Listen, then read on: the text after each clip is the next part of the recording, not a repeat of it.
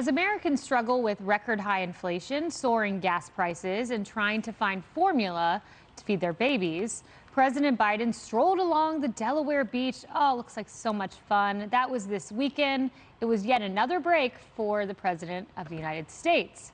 And now we're learning Biden will appear, get this, on Jimmy Kimmel Live this week, his first one-on-one interview in 120 days, where he will quite obviously face tough questioning from a nonpartisan journalist. Right.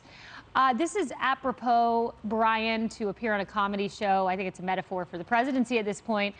But also, they seem to have been preparing for this moment. Let's take a look about how they've addressed inflation so far. There's a lot of laughing. What is the Granholm plan to increase oil production in America?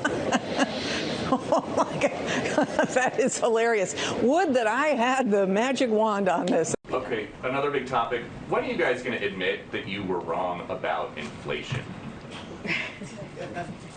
No easy questions today, huh? Ever since you've come into office, things are really looking up. You know, gas is up, rent is up, food is up, everything. He's ready, Brian.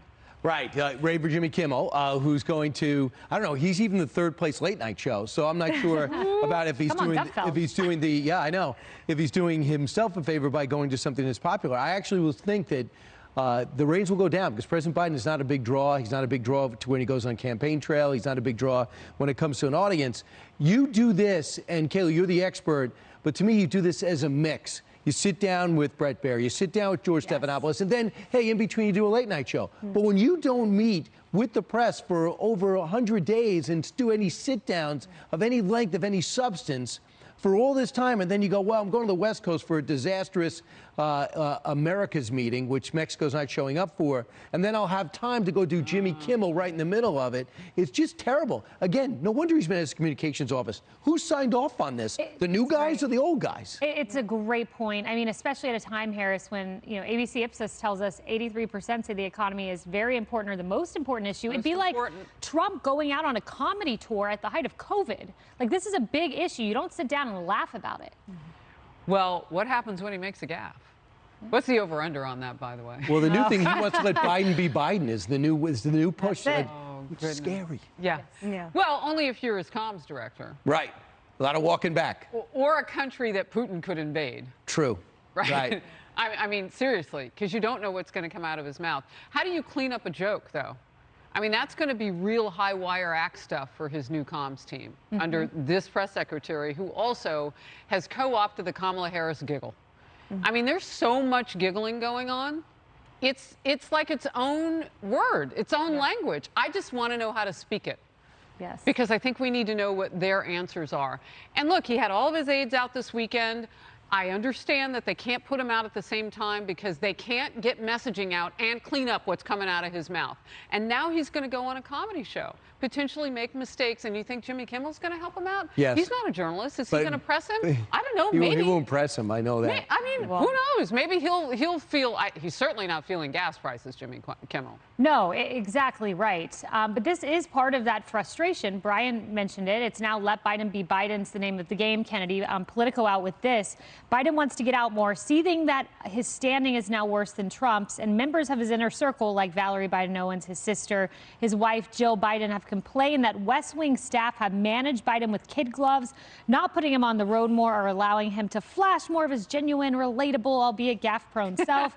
Let Biden be Biden. That's apparently the new way. But the problem is when he flashes the gaffes, which sounds like something naughty people do at Mardi Gras. I know. It's the old Kennedy. It gets us into, that's right, it gets us into real trouble with our adversaries and even our allies. You know, he's been out there and done some freestyling, and Great Britain's calling him going, what the hell are you doing over here? And to your point, you were asking if he's going to make a gaffe or two on Kimmel. He's going to make so many gaffes that if it were a drinking game, we'd have collective alcohol poisoning. we can't risk it. But, you know, in the best of circumstances, when he's totally scripted and he just has a few words, he completely blows it.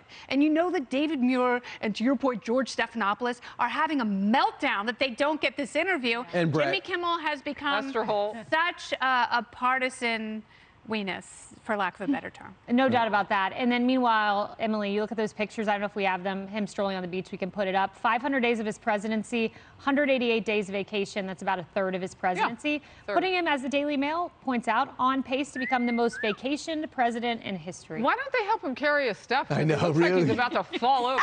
Sorry. Well, I think he needs to have to get his exercise in. Yeah, I mean, it's great that he can enjoy his beach days. A lot of Americans can't afford that right now. They can't afford the gas to get there. They can't afford to take off work to get there because the parking, because the value of the dollar has plummeted. But look, we know what's going to happen on that late night show. That's the thing, right?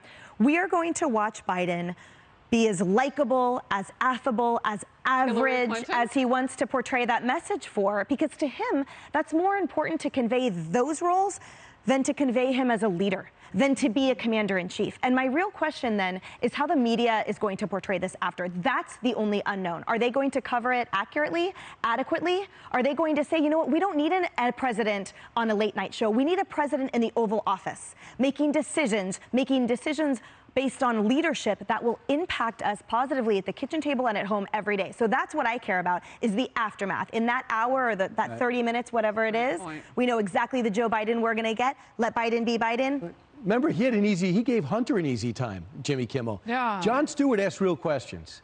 Whatever you want to think about Jon Stewart, he would ask real questions. Jimmy Kimmel is going to let him skate. He made a joke about Hunter's laptop, saying get AppleCare next time. That's the type of interview he's going to get. Right. Yeah. So let's see if the media then holds him accountable afterward. Him meaning Biden, not. Yes, I'm not holding my. Yes, the media. They love Joe Biden.